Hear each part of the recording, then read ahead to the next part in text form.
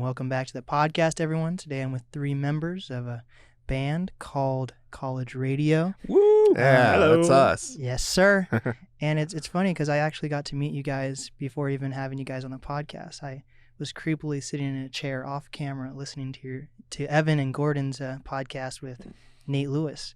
So I was just absorbing your guys' life essence to understand who you guys are. You're not the Highlander. Get out of here. You got to cut my head off. I was going to say, I was kind of feeling it. Yeah, you were doing some kind of research. That was at Raised on Rhythm. Yes, sir. And Cool, now fun. we're here.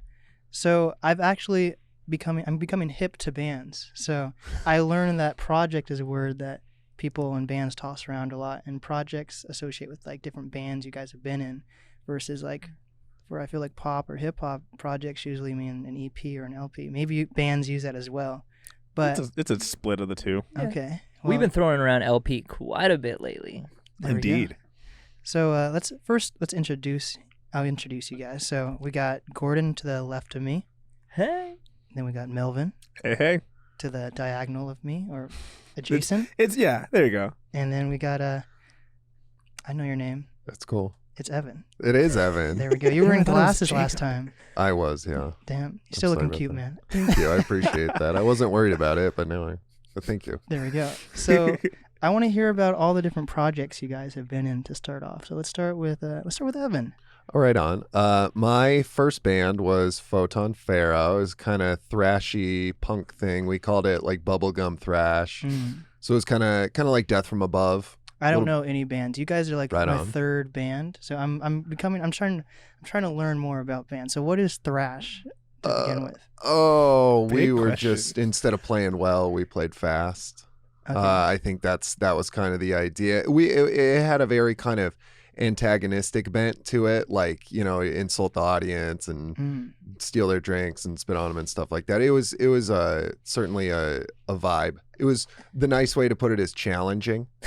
And then for my next thing, I kind of went the opposite direction with Midnight Movie, which is more kind of pop punk, but a little bit of indie. Like we get compared to like Jeff Rosenstock and pop and stuff like that. It's really not that far off College Radio. And you're still in that band as well. I am still in that band. Killer band. It's fun. Yeah. Indeed. I can we announce that we've got a show with College Radio coming up. I don't know if it's been announced yet, but we do know that it's happening. Are you gonna drink like a Red Bull or something beforehand? So you Yeah, well, I already do. I drink these disgusting cherry vanilla 5-hour energies I get from the dollar store. from the dollar store. Yeah. Shout out the dollar store. Oh yeah, dude, Dollar Tree, baby. Oh, Bro, candy baby. There you go. I get my my favorite air freshener flavor is the black ice one. It's Right? the stereotypical Oh. one, but they sell them for $1 at the Dollar Tree. All So right. I'll just buy like 5 in a row versus going to the gas station. It's like $7 for 3. That's what, whenever we get to shows early, we go hit the dollar store and we're like, yeah, we'll just get like one thing. And Gordon and I get like 20 or 30 movie candies. Hell yeah. It's pretty fun. We got those The cubes best addiction. last time, too. Yeah, Those are we got the a bunch of those best. Warheads cubes in Portland. Yeah, Yeah. those lasted like 20 seconds at my house. So. Good to know they got used. So up next we got Melvin. Ooh, I like your Uh, tattoos, by the way. Oh, thank you. Appreciate it. It's not done yet either, but That's hopefully dope. Do you soon. have any color?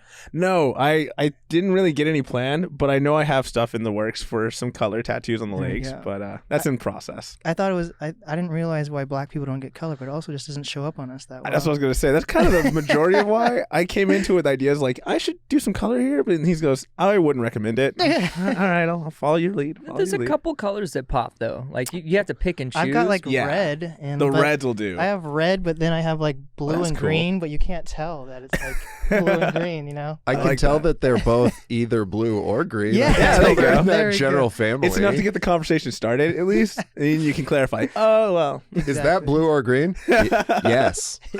So, I mean, outside of the oddity bands that I joined, I say joined because we didn't really do anything in high school. We were just a band so we can meet girls, and I wasn't in that vibe, but as I kind of got out of that, I was able to find a band called Cash In and Karma. Okay. Oh shit! So you're about to be on the podcast again. I'm dead. Back to back? Let's do it. Okay, that's cool. Dave was in here Yeah. with I forget who was. He was with someone from Apology Wars. Kyle.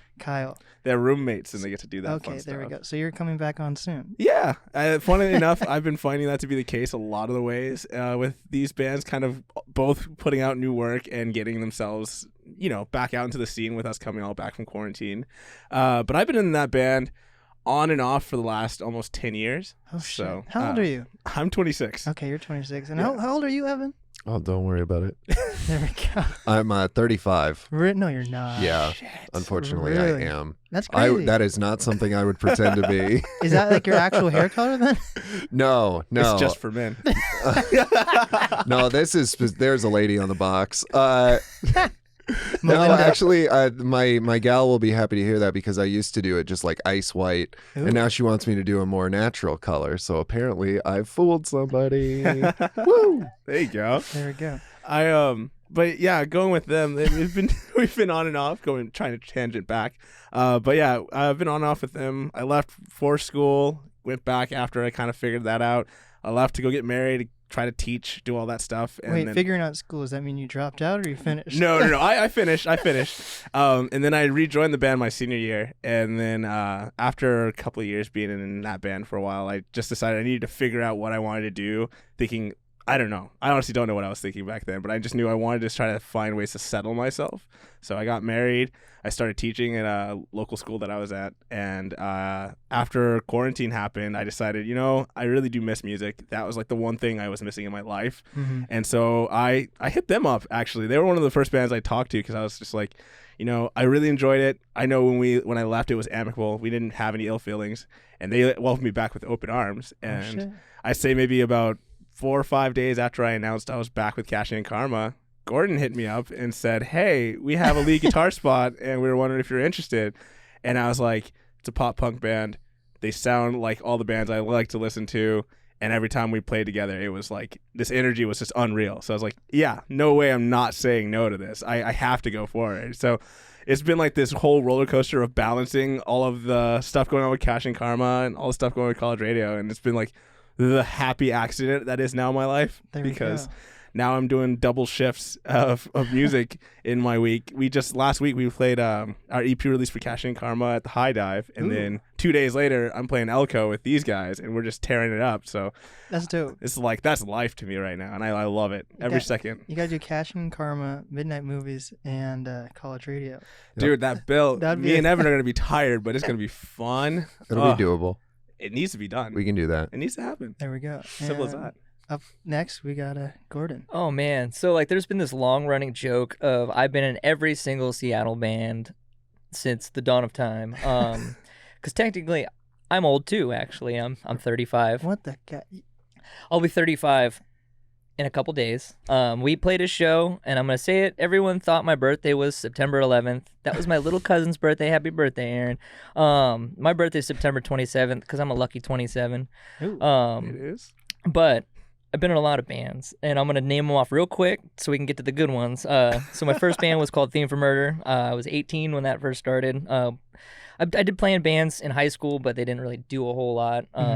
Did some touring with those bands too, but Theme for Murder was my first one. Then I jumped into a band, which was a pop punk band called Madison Drive. Went from Madison Drive to a band out here called Moneta, and then from Moneta, I joined a hardcore band called To the Wind. What's hardcore band mean? Oh, shit. So it's kind of like similar to the thrash style stuff, but a little bit more aggressive in the more cool guy way. So you punch fans and so just make fun of them. Exactly. All their instruments have the wrong number of strings. The basses have 5. The guitars have 7. To It's You guys say wrong. awful. It just sounds like y'all just had an idea and said, let me throw some shit in here real quick. Let's try and make a lower string. That was one of my favorite bands, though. To the Wind, we did a lot of touring. With that, I got the opportunity to join the main band that I would then play in called I Declare War for multiple years, touring all over the world. From there, I transitioned to a group called Enterprise Earth. After that group, I love that group to death. Rob, I love you to death. Gabe, Dan, I hope you come back soon because I know they're touring with different vocalists right now. So they're still around. You're just not in it? Yeah, sadly. I played bass in those bands, though, so that was the biggest thing for technically a professional bass player. But after that, I wanted to create my own thing, and college radio happened after that. I also played in a band called No Home, which I actually recently stepped down. Not a lot of people know about it. They're seeing because they played a weekend run and I wasn't there. Sorry guys, not in the band anymore. College radio is too busy for me. And then now we're here. So to college radio is your baby. It is. Mhm. We all found greener pastures here. That's awesome. But you're not playing at colleges though. Or I are you? mean, No, yeah. but we want to. We- If you yeah. run a college, please get in touch with us. please, If this is- KGRG. Yeah, if this is one of those rare moments where like Green just River. the admissions director or someone that runs shows at a college is just watching this, just like eye contact. Hi, we want to play with your college. We just want to be there. But Hell yeah. the Yeah. funniest thing, and I know Evan sees it a lot, is we get messaged on a daily, multiple times, asking about our college radio station. And Yeah, people are constantly sending us music to put on the air. Just forward it to me now. it was fun when it first started, and then it got super old. So now I used to fuck with them, play with them, but now I'm like, read the email or read our like info, click the link. And I've had recently 2 people, I clicked the link, I see all this music, and I was like, yeah, it's our music. Oh my god. You guys just mostly play that one band. You should play my band as well. You don't understand. You could just up the library. Come on. So you guys have been around for like 2, 3, About 3 years. 3 years. Do you guys feel like Technically. are you guys a staple in Seattle yet? Then Fuck yeah. I know. we're doing our best. I'd like to think so. I think we're a fast-growing staple in the alternative scene in Seattle, if that Okay. makes sense. We're definitely getting more recognizable. Like when I go to play midnight movie shows or when I go to bars, people will be like, "Oh yeah, college radio, yeah." And anyone we work with is like, "Yeah, I saw you guys at," and then they'll list a show off, and it's usually the Crocodile or Tony V's. Yep. But yeah, it feels like we've definitely become. People are aware of us. right. I would say. I hope their opinion is positive, but at this point, I'm just happy that they're aware of us. And how do you get your name out in Seattle being a band? Oh, just constantly Hustle. putting it out, hustling. Like it's like, I mean, think about it like the hip hop thing. You got someone in the back, someone out back, trying to sell records out of their trunk. Or, I mean, if you think about it, like that, the music scene is very similar to the hip hop scene now. We honestly have stolen everything from the hip hop scene, and that's all genres of like rock, alternative, metal. We've all taken Dude, from the hip even hop your scene. guys' music video, 11:59, Mhm. like you used hip hop transitions. Not saying you like just stole them, but I was Yeah. like, that's crazy that just hip hop is just taking over every genre. It's kind of wild. Yeah, it's So many fantastic. ways. It's Yeah. the way that they went about. Think about it. Hip hop has been doing singles forever.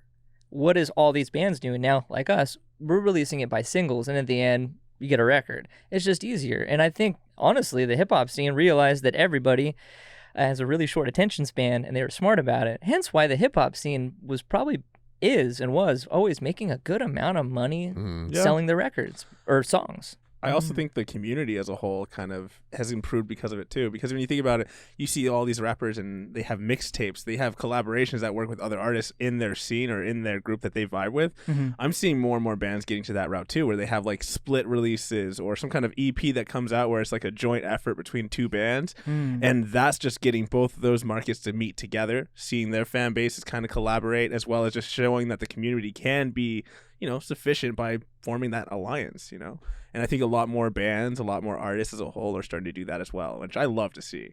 Do people think you're a rapper when they first see you? No, they think I'm a bassist, and then I just go, no, y'all haven't seen me yet. No. Trust me, I can't be your bassist, my dude. I can't. So why'd you guys choose like a pop punk band like in 2018? Why not? Yeah, exactly. I mean, personally, like, it's my all-time personally for me, it's my all-time favorite style of music. I grew up listening to Green Day, Blink-182, the Ataris, pretty much the SoCal, like, drive-through records scene. When I say SoCal, I mean Fat Records as well. And over the years of playing heavy music for too long, watching people be violent, I wanted to create something that I personally wanted to do, and that wasn't someone. Pretty much I felt like over the years I was a great, I played other people's music really good, but I never got to play the music that we created. And that's kind of what college radio became. It was just an idea that it grew a lot quicker than I expected, and I just talking to our management today, it was just like, holy shit, like every goal that we had set for the end of this year, we actually hit it almost Hell yeah. this week. Yeah, man. Like, that's fucking awesome. Like, so it's surprising. It's just speechless. I told a band that we played with, I think it was Side Note in Portland.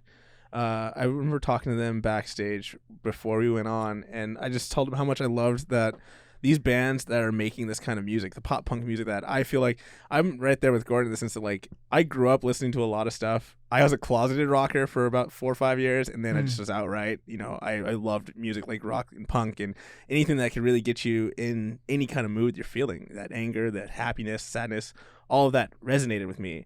And I knew that even back then, I just wanted to find a situation where it all aligns. When the sounds of like the 90s with Green Day, with the pop punk stuff that we kind of grew up with, started becoming popularized again. And oddly enough, I kind of felt it coming even before I even got back into bands. So I was like, there are people walking around with t-shirts from like Nickelodeon shows that I grew up listening to or watching as a kid. And I'm just like, dude, is that a Cat Dog shirt on a random dude down the street? So you're saying there's a chance. Okay.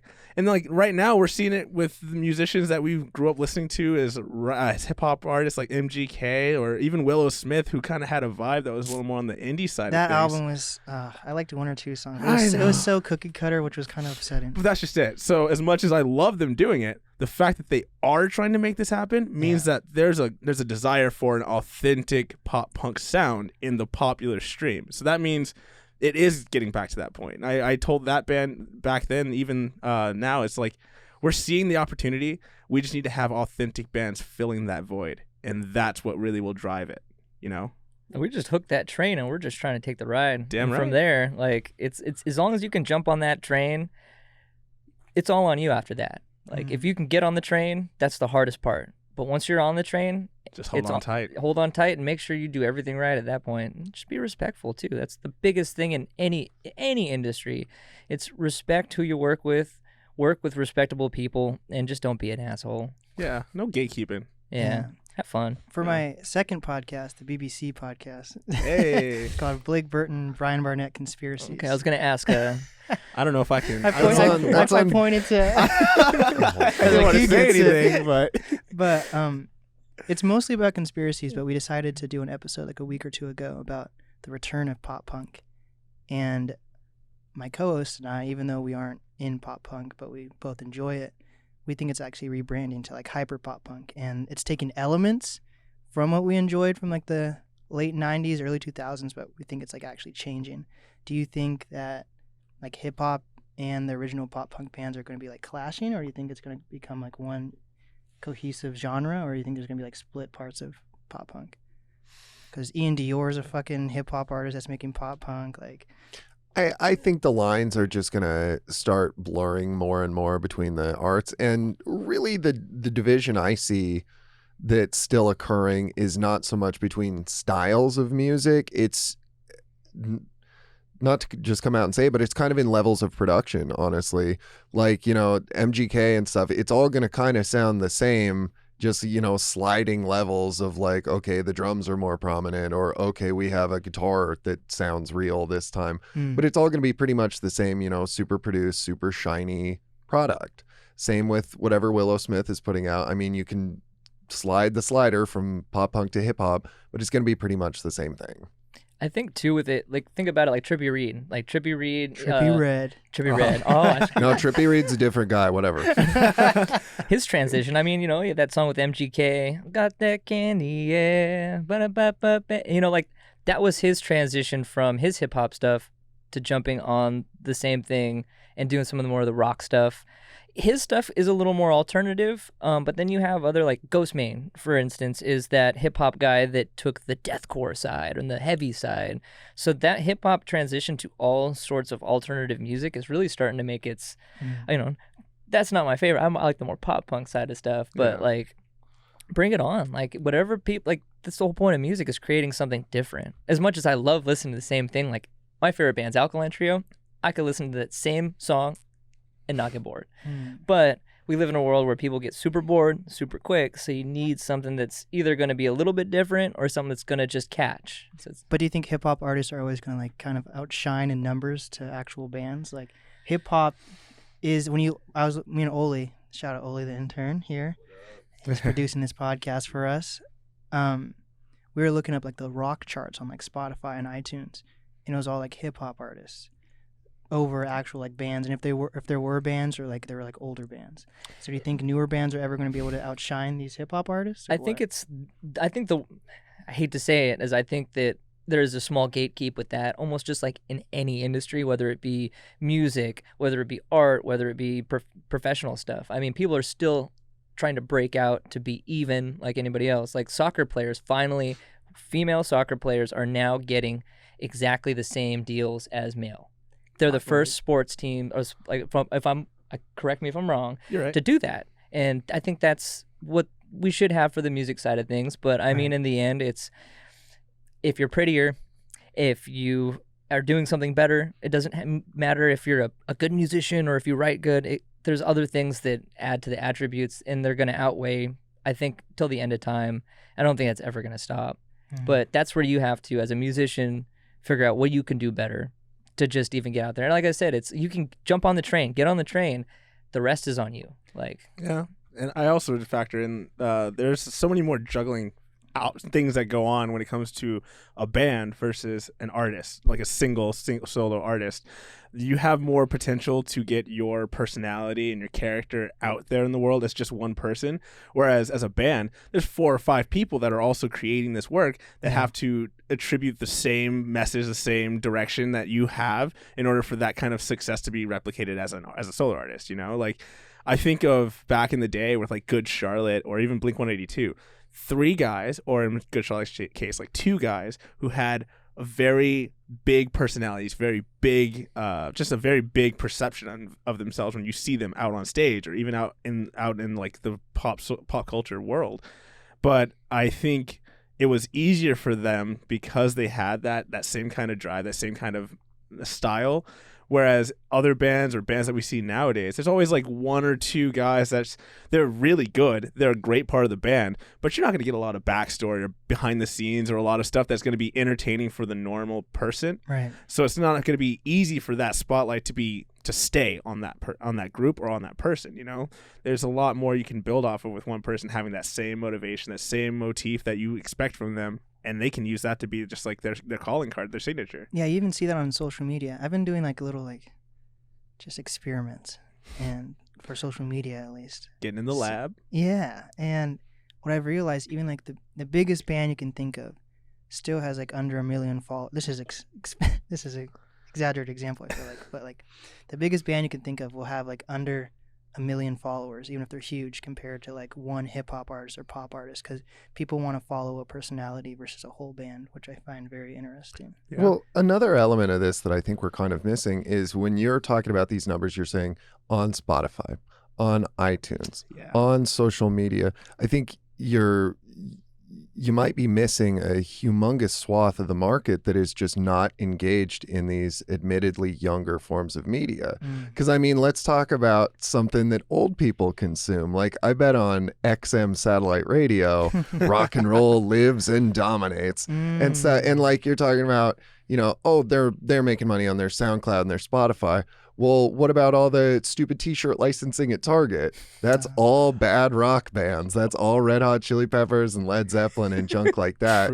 Like I think the demographics are moving very much, and I think young people and like people that really are the consumers of singles and the people that are consuming music in a digital space are younger, and they are skewing more towards hip hop in that way.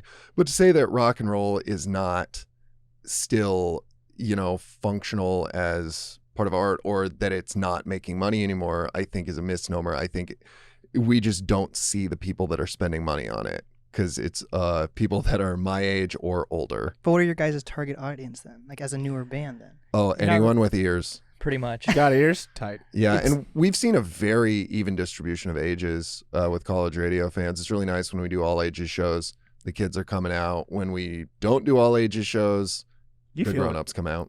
Well, it's having that mix too. Like, we want to provide a space that's safe for all ages. So when we have the ability to play an all ages show, hell yeah. If we could play only all ages shows, we would. Oh yeah. Because we want to create a space where, that next person to see us could be that next band that blows up, and could be, just because they were able to see a band and felt safe. And I feel like that's starting to grow. I feel like that parents are allowing their kids to go back to shows again. This whole Warped Tour facade of like the creepers out there are finally being sought out, pushed away. Oh Creepers? man.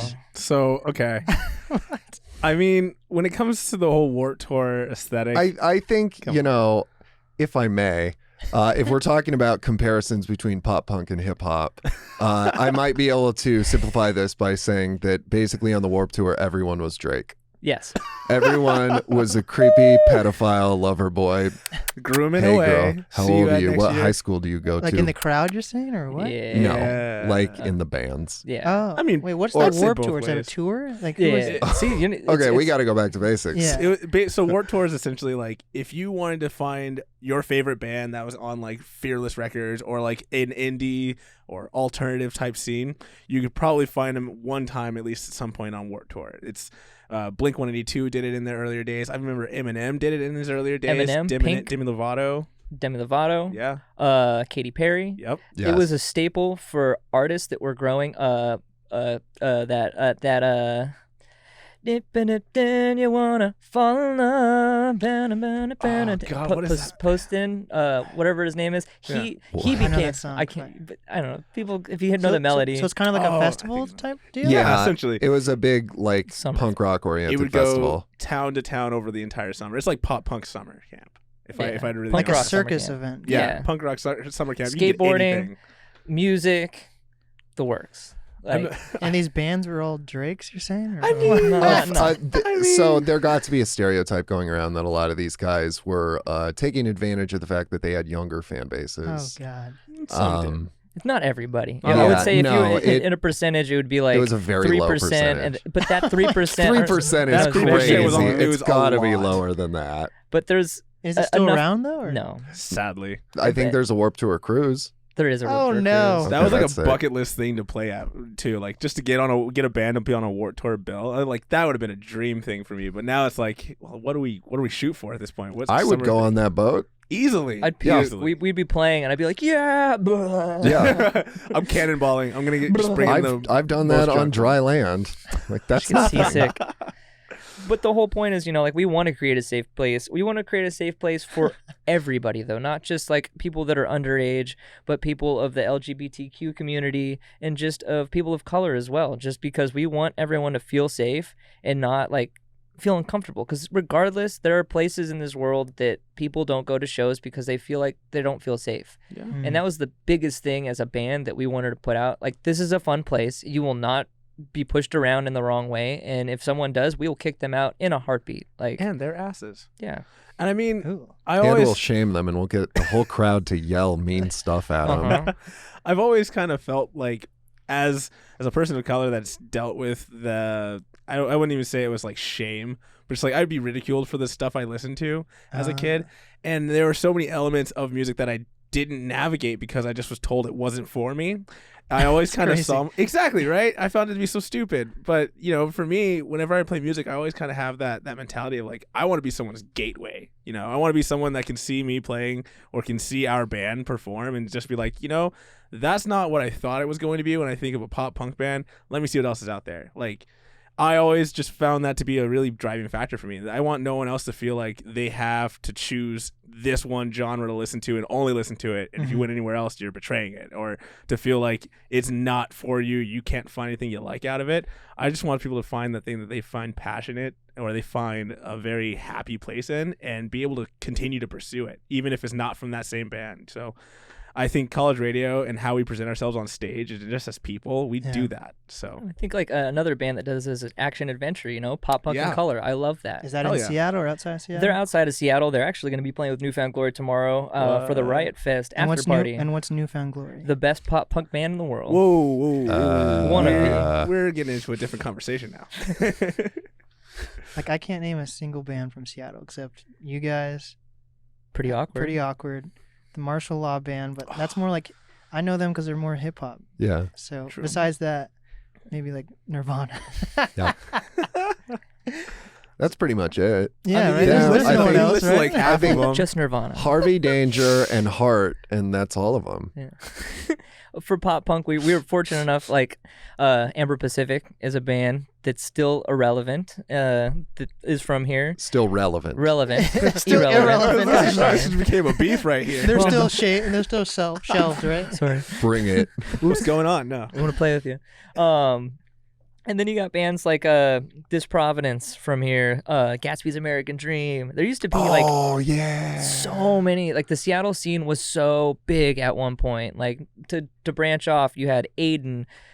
I hate to bring them up after some things, but the music side of it, they were the biggest underground thing to happen for a minute in the early 2000s that I remember going to see, and it was so awesome. We had Fall from Grace, which is another like alternative rock, the bridge gap of like punk rock, pop, but still like alternative. Oh, Fall of Troy in that same vein. Yes. Blood Brothers, These Arms Are Snakes. I mean, there's a lot to oodles go and from. oodles These of are good just stuff. crazy names, and you That's- guys just that's say half it the battle. nonchalantly. And that's just one side of it. You have Botch, you have Oh. like Champion, but Ooh. I'll say Sinking Chips, not Champion. Sorry. Sorry.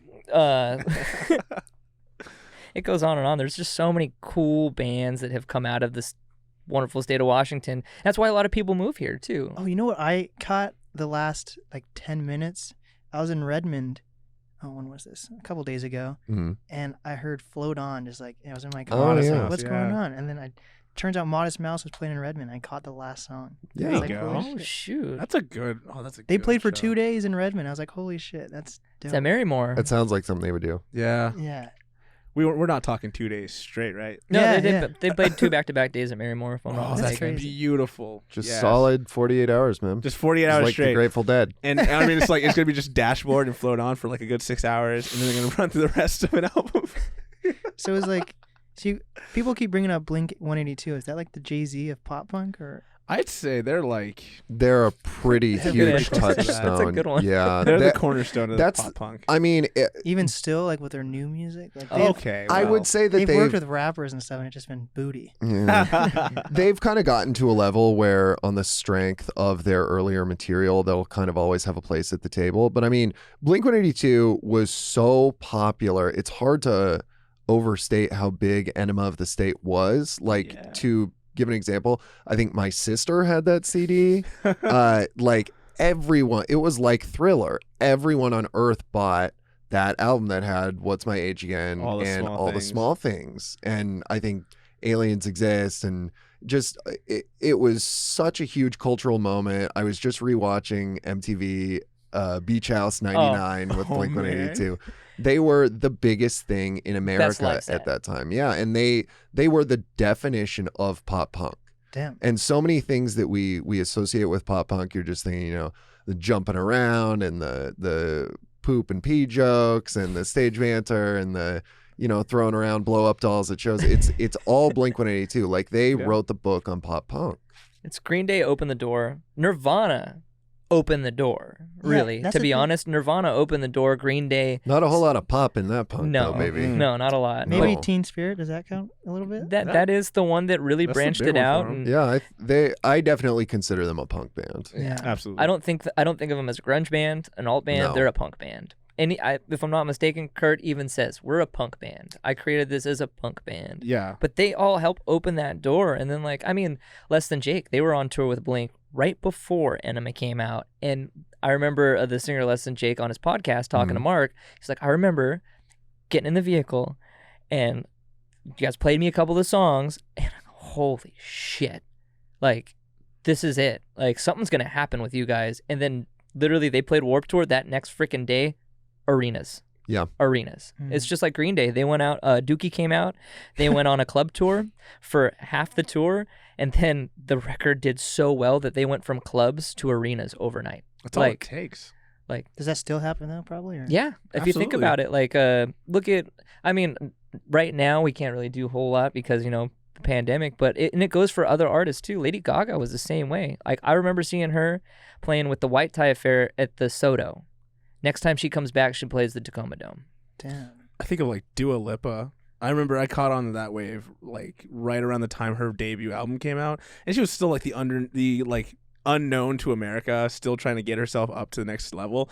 And I mean, the second that album got the traction, second album was setting her up for stadium tour. She's playing Climate Pledge Arena now. Isn't but that she so was. funny? Climate Pledge Arena. I know it still doesn't feel right. It's still Key Arena in my brain. Idea's good. Name long. A little long-winded, yeah. But- Shit. It's Yeah, definitely but something that happens. it abbreviates to CPA. Isn't that cool? Like certified public accountant. It's the most bland thing to That ever. rocks. Welcome to CPA Arena. Oh man, Oh my. accountants get in free. So you guys are a signed band, is that correct? We have been. We have been. You have We have been? experience in being signed. Yes. We were a signed band. We have recently become an independent band again From choice or Fiercely choice. independent. By choice. Yes, by choice. by choice. And why is that? It's just we had the opportunity to do stuff on our own. In a world where it's easy to do it on your own, so we wanted to do that. We wanted to see what we can do on our own. We love Third String. Mike and Cheyenne are freaking amazing. The new bands they got are amazing. It's just I think we felt like we outgrew and we want to grow some more. And just like anything, when you got to break something off and do yourself, do you for a bit, and then see what else is out there, and that's what we're trying to do. Get that glow up going. Start looking good, and then every other label that's above that just starts going, huh? What they doing down there? So bands don't really want to be in record labels, just like how hip hop artists don't want to be in record labels, or how does? I would say it's like the same thing in a way, but I mean, bands want to be on record labels. That's like the thing. It's like, I want a band. I want to get signed. We've as musicians, it's the one thing we want. Like, that was like the coolest thing in the world, to sign a contract or do that, and then you realize, oh man, this is really stressful. And then if you think about it, a label is similar to like a bank. They're gonna loan you money to put out something, and then you owe them money. And you can kick ass, and sometimes you owe a lot of money because you didn't do it right, or Then they break your knees. Yeah, They take you out. It always kind of felt like as I've kind of gone through this whole evaluation of what it means to be signed and how it feels to be independent, kind of just feels like it's like a validation stamp, It's like this label says that you have the ability and the potential to do something greater than what you've already done, and we want to invest in that. And that's awesome. And I feel like I was someone that was there to that idea that getting that stamp of approval is what you need. But in all reality, we've seen so many artists. Ghostmain is a really big example in my brain that says, you know what? You really don't need that validation. Fuck that validation. If you have the quality, you have the drive to do it yourself, and you have the potential to really reach out to somebody, you can do whatever. This guy literally just played Lala. He played main stage, and he does not have a label. So it's not impossible. It's just a matter of drive. It's the huge thing right now within all genres of music is to be independent. Like, get yourself a booking agent, do it yourself. But you guys still have like a management team. Yes, because it's a little harder to manage, everything on your own. Like, you can. We also don't want to have our brains explode, so it helps us a whole lot, and we appreciate it. Pinup management, kick ass. Love you. Oh, yeah. Thank you, Josh. We love you. That's dope. And is that in Seattle? Like, California based. so how do you find record labels and management teams in the first place? A lot of times they come looking for you. Even in Seattle, because I feel like a lot of hip hop artists like there's no way we can make it here in Seattle. We gotta leave. I mean, everyone wants to go to LA. I get it. LA's fun. LA's fun sometimes. It's expensive too, just like Seattle. But you have to research. It's pretty much work. You have to put in the work to find the people that you want to work with and reach out, pretty much. And if you have good stuff, 85% of the time, those people will get back to you, and you can talk to them, and they'll work with you. If not, it's just creating something that someone wants to work with. That's the biggest thing. It's like, the cool part about being a band is you can keep writing songs, because eventually one of your songs are going to be a hit, or they're not, and then maybe take a step back, reevaluate, and then go from there. But Right. I mean, you don't need management. If you can do it on your own, I highly suggest it, because being self-sufficient in anything goes a long way. Like, So how do bands make the majority of their money? Is it from T-shirts. T-shirts. Merch. We're pretty much a traveling merchandise store, if that makes sense. So it's like you're gonna make your money off of those $20 shirts over that $10,000 record that you just put out, if that makes sense. Like, just because music doesn't make a whole lot of money unless you're getting it on airplay, if you're getting it on television shows. It's just being resourceful and finding the best resources to put your thing in. That's how you can create income on that. But for bands like us, it's touring, playing live, and selling merchandise. are bands in like any local Seattle shops? I know a lot of hip hop artists get their clothing lines in Seattle, like hypebeast stores. Some are in some of the Hot Topics, but that actually is a hard one. But if you can get into a shop, that's really cool. That's something I actually haven't thought about doing. So You got to talk to some of my previous guests. Be part of the NAST community. Sick. We'll all work together. I like that. Look at that collaboration coming Yes, together sir. here. So, do bands promote that they're from Seattle, or if they do they get like overshadowed by like a Nirvana? Or They something? very much promote that they're from Seattle, All the even when time. they are not from Seattle. Mm. I've seen a lot of bands that are from varying degrees of the suburbs Yeah. that are like, yeah, we're from Seattle. I've seen one band, I won't say who, but they are from over an hour away from Seattle, and they say that they are from Seattle. They're Fuck out of here. Yeah, they're over an hour south. it's like Spokane, but yeah. we're from Seattle. I feel like the Yeah. running meme could be like the actual area space of Seattle, and then if you wanted to pinpoint a map on where bands say they're from Seattle, you can probably go from like Bellingham until you get down to Olympia or something like that. Just that circle. You're like, you're gosh. Western. Yeah, we're Seattle. And like we at least get the cred because I do live in Seattle proper, so Thank we goodness can for So that's why that. you're part of the band. we can claim that. Yeah, that, and I have a place where we can practice. It's a Also pretty a good plus. deal. Because Melvin, you're in. Where did you say you grew up? I'm out in Lakewood, which is a little bit up south from Seattle, or not Seattle, from Tacoma. See, it happens here too. It's just outside Seattle. Yeah, I know. So we're like this weird chopped off part of Tacoma, because Tacoma was this huge thing, and they decided in like the 80s we're gonna break it up, and it became smaller and then smaller. So I think we were one of the last little breakoffs of Tacoma, and so yeah, I'm like hour away from the practice space, and so man. I make a bit of a commute, because I even go from there from my work in Lacey, which is like another Oh, 20-30 minutes south from where I'm at, but it's worth it. Lakewood's great though. You guys got that movie theater with all the car theft. You guys got a bunch of strip clubs. You know, It's a nice Hey. town. we literally just had a news article about someone. There was like a fight that turned into a shootout because a tattoo artist, his girlfriend had some kind of relations with a brother and sister. How many people are involved in this? It shit? was like Florida man took a vacation to Washington and just stopped off in Lakewood and said, "I'm gonna cause some mayhem here for like 2-3 days." That's literally all it went to be. And I don't know. Lakewood's turning into a little bit of a Florida runoff. So Anyway, that it's guy nice. was the mayor. I voted for him. No, I didn't vote for him. And then Gordon, where are you from? Originated from Auburn, Washington, but I live out in Everett, so Hey, up north. so you guys are just all spread out. That's craziness. And then our drummer Mike, who is not with us, he is also up north with me, out in Everett. So we represent the north end. Northerners. What? That's What? dope. What? Mike's actually from Sacramento though, so we got Cali blood, Yeah. which makes us even more pop punk. I I see think. you. That's dope. So, what is your guys' overall goal though? Like, do you guys want to be known as a Seattle band? The or first band to play on Mars. Oh my God, goals. No. Elon, where you at, dude? Let's you make got it Jeff. happen. You just got Jeff down the street. Yeah, that's true. That's I, true. I would say we do kind of want to define ourselves as like, I mean, we put Seattle pop punk on our shirts and stuff. Yeah. Not that one, but other ones. Oh, yeah, I'm wearing Um, their merch now. There we go. What does Yeah. it say on it? It says, It says College Radio. Of course. Flat out. It makes sense. That's a good coincidence because that's the name of our band. Oh It shit! is. I know, that's Yeah. crazy. And That's it's why not to be mistaken for, that shirt is not a Yoshi shirt. Even though I've Yeah. heard that so many times. Yeah. I sold them at our show, still being called Yoshi. I want the Yoshi shirt. Yeah, sold. Okay, you got it, All dude. right. You got it. One of these days, we got to make it like an actual like Yoshi egg shirt, and someone's gonna be like, "Is that the flower shirt?" Yep, that's Green Day. If you're close to my age or Evan's age, mostly you'll say, "Oh, Green Day." That's a great Yeah. Green Day mock. Oh, Oh, gosh. thank you.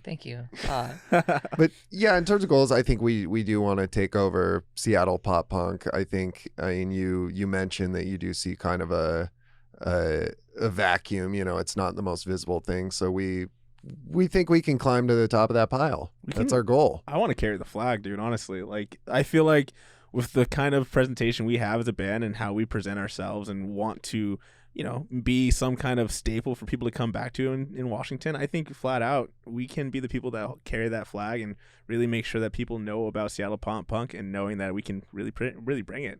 Hell We're right yeah. there with California, man. And then our shows are a party that you have a blast. Like, come Yes. out. It's like straight up party. You All might ages. just see a hot dog if you come to one of our shows in Seattle. Like flat out, it Yep. was sick. Maybe 2 hot dogs. Maybe 2. For sale or No, not for sale. No. But I mean, like we have this guy. We have 2 friends that actually came out to a show One of them actually showed up in the hot dog suit, but we had them come through Okay. for a later thing we have coming up. They dressed up as some lovely hot dogs. So every time I see one of them, I'm like, it's half of the 2 for 222 special at 7-Eleven. It's right there. Oh gosh. I So love it. how does a band know if they're like a top band in Seattle? Like for hip hop artists, you know you're a top artist if you're kind of signed.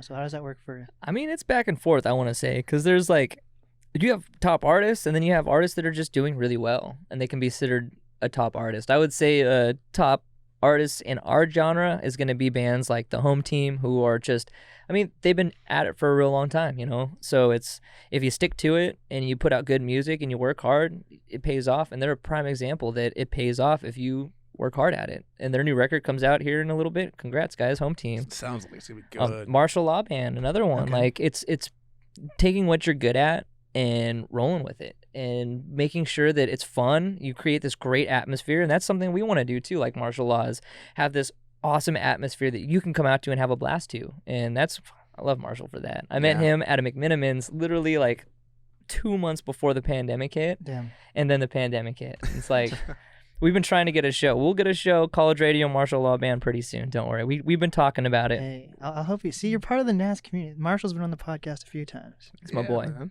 So, how many genres of bands are there in Seattle? 2. Mm-hmm. Pop punk Good and bad. grunge. Pop punk, grunge. Yep.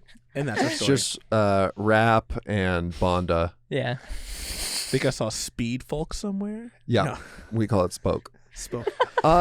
Seattle has jillions and jillions Oh. of different genres of music. I think Seattle definitely can hold its weight against a New York or San Francisco in terms of the variety of music. I went in somebody's basement up in First Hill and just watched someone with weird groaning noises just shrieking, and there was a whole day of that. Were they in pain or?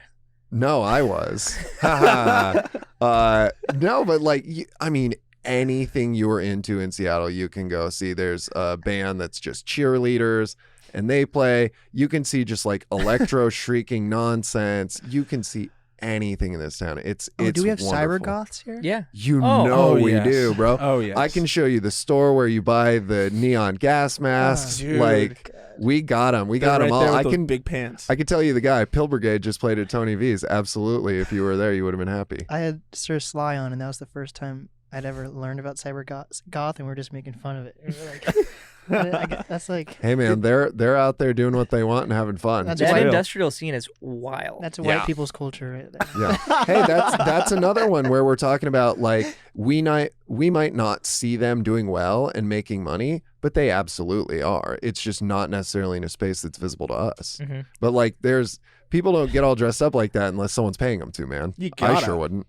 Sometimes. Isn't that's Satan music? Pop punk isn't Satan music, right? When old people are thinking of what Little Nas isn't Satan. I'd feel like cyberpunk would be more. Cyber goth and that Cyber goth stuff. is Yeah. in. Yeah. I mean, I think playing on it, it's just like a deathcore band.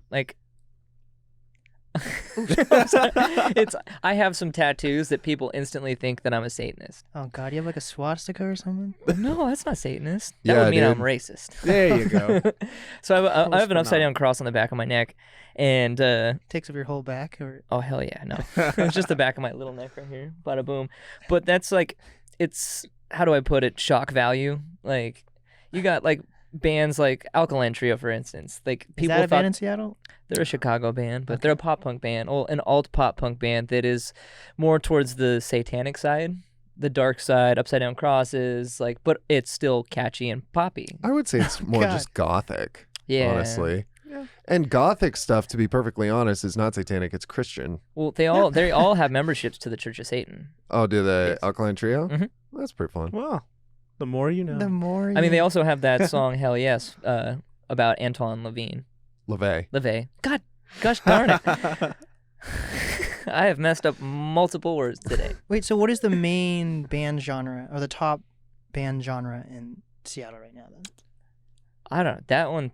I think there's no. Uh, You can't really categorize music much anymore because one of the top pop punk bands is doing more of an, I would say, a different style of that pop punk. There's What's just that? so much side genres now. So we're very poppy, But then you have that shoegaze pop punk, or that like Turnstile, for instance, is a band. Is that a band? Shoegaze? No, shoegaze is just like a style of. It's like, I think it's more like atmospheric guitars working in like with high reverb or little tools and stuff like that. There's a band actually out from my neck of the woods called Enumclaw that's kind of becoming big like that. Yeah. I need to. We're supposed to be on the pod. They're supposed to be on the podcast, but I found out some weird stuff actually. So the singer is Aramis, this drama right now? No. It's just like this weird like small world stuff. Like literally, we were on the same bus together in elementary school. And Yo, like, you need to like The hit short- him the up, short call bus? Fredo and Enumclaw. They were on the short I bus together, right? Yo, Small on world. blast. Damn, no.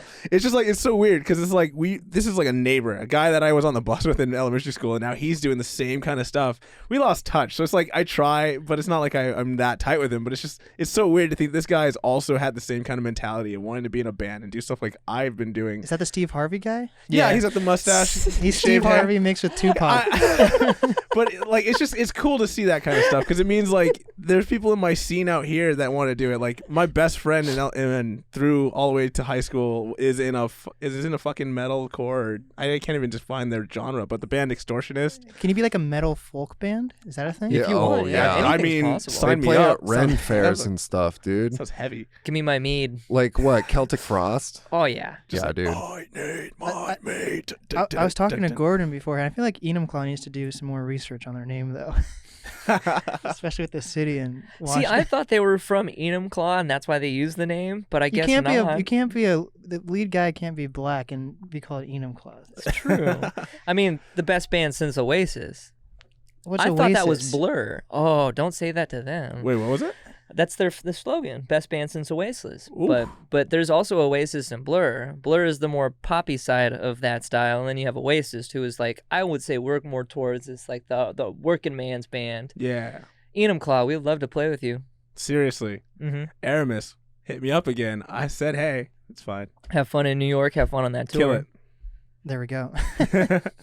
Well, I appreciate all this band stuff. I've learned a lot. You know, I feel like these next few episodes I do with bands is really just learning about the culture of bands in Seattle because Well, I'm a happy to newbie. help. So Mhm. Seriously, it's fun. thank you. So what is some advice that you each have for up and coming artists, creators, influencers? We'll start with Evan and with Gordon. Oh, just go to a lot of stuff. Get out of your house. Unfortunately, you have to communicate with people and make connections with them and stuff. So if there's a scene that you want to be a part of, just go and be a part of it as much as possible, and then you will just start getting folded into it, and you will get to start meeting those creators and those people that you need to work with within that scene so that you can be a part of it. Hell yeah. And what's the easiest way to reach you? Me? Oh yeah, I would say Instagram. I'm at Mountain Dew Bass Solo, or on Facebook, I'm Evan, and it's a picture of me. There That's we a go. good Clown picture, right too. now, too. Yeah, it's a clown picture on both of those. He's actually, clowning. It's it's from an upcoming music video wherein I am dressed as a clown. Just Clowns don't be are making a afraid. comeback. Don't be afraid to connect too. Yeah, It's the best way to do it. Go out and support your local scene. Show up to everything that you possibly can, but also make sure that you're wearing your mask. Make sure you're vaxxed, and if you're not going to do the vax, just go get tested before, so we can keep all doing this. That's my only little. I don't want to be pushy, but just so we can all keep doing this. Let's all take care of each other. Don't come out if you're sick, but connect, make friends. Put yourself in a situation that you might not be comfortable in to be more comfortable if you're not used to talking to people, and connect. The biggest thing is connecting and meeting new people. Just pretty much what Evan said. That's all you really got to do. Yes, sir. And write good music. Yeah. Write good music. You might not write good music to start off with. Obviously, I didn't, and it got better when I met it these almost guys. doesn't even seem like that's all that important. Like I see lots of bands doing very well that don't have any good music at all. I know. Well, we're not I as feel pretty. like the networking is much more important. I was gonna say yeah. they just have good connections at that point. Yep. Honestly, I say I double what they've said. I also say just don't quit. You may not have the hit song that you're looking for. You may not have the best band yet, but the fact is, it's all work. It's all gonna boil down to what you put into it. So if you really want to make something happen, yeah, do the networking, connect with people, find your scene, find the people you want to mingle and work with, and then just work your tail off, practice, get yourself writing as much as you can, and get out of that comfort zone with writing and letting yourself be vulnerable. And then, the good things happen whenever you do the right things. So be supportive. Make sure that network feels your support. Yes, sir. A big thing too is you got to make it more than just a hobby. If it's a hobby, awesome. A hobby is great. But if you really want to make it as a musician, you have to make the leap. You have to not just touch your toes in the water. You have to dive in. Yeah. That's the biggest thing. A hobby is great. We all have our hobbies, but a career, you really have to go head deep, or full in, if that makes sense. Can't half-ass it. You have to practice every day. It's just like anybody that is a master at what they do, they have X amount of hours doing that one thing over and over and over again. So be ready to do that. And if you are ready to do that, then this is what you are made to do. Yeah, welcome to the scene. I mean, I feel like you can feel it. You can feel it whenever you talk about it. I remember having arguments with my dad because he'd on the sly try to say that playing guitar or being in this band is a hobby, and for some reason, of all the things he could possibly say, when he called it a hobby, I was like, that didn't sit right with me. So let's have this conversation. When you can feel that when you talk about this, you're doing your thing. You're doing the right thing. And what's the easiest way to reach you, Melvin? So you can find me on Facebook. My name's very basic. It's Melvin, last name Smith. But my Instagram is GetFiddleGuy with 3 Ds, if I'm not mistaken. So it's how I say guitar. It's my Get Fiddle. There we go. And my advice is hugs, not drugs. Hey. Sometimes. Maybe drugs and hugs. A little California soberness. Dude, they make the hugs better. Yeah. As long as you're 21 years old, there is a thing that is okay and it's green and it comes from Mother Earth. I say that's all right. It is called opium, and we love it. Hey-o. Did we see how people find your? I mean, you can find me the satanic way, I guess, because I'm Gordon_666. It's Gordon with an O, not an A. You make a pentagon and then pray to Satan, and he'll appear. It's true, and you just got to put GLM instead of 666. And then just Gordon McPherson on the Facebook, College Radio, PNW on all the socials, and then add us on Spotify too, guys, if you're checking it out. New single 1159 is out right now with the music video. There you go. So good. Next we're single, going to sing it entirely a cappella right now. Mm-hmm. All right, let's get it. 3, 2, and no. Keep your eye out for our next single. It's coming out October 15th. And that same day, you can check us out with Subjunctives and Coyote Bread at Daryl's. Sadly, it is a 21-plus show. So if you're over the age of 21, come party with us at Daryl's in Shoreline. And if you don't, get a fake. Hey, no matter what, just say hi. If you don't, we play loud and they have thin walls. You could probably hear us in the parking lot. Get a glass, go right up to the brick wall or whatever kind of wall it is, and just kind of listen in. We'll have a good time. We'll acknowledge you. Or Halloween, October 31st, Spanish Ballroom with Cashing in Karma and Russian Blue. This is an all-ages show. It's a little bit early. Halloween, dress up. Come out to Tacoma and party with us. We might bring Flavortown. Your boys pulling a double shift that night. That's going to be a fun time. Yeah, Flavortown's coming at you that day. We're going to be the Fieries for one night only. Yep. This is the NAST podcast with College Radio. College Radio. and we did it.